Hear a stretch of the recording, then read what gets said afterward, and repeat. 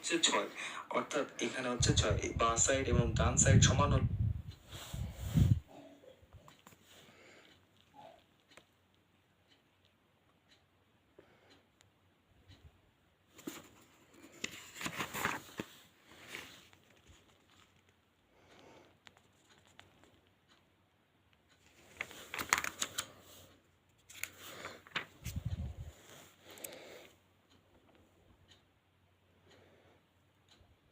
প্রথমে বোঝার চেষ্টা করি কি বলেছে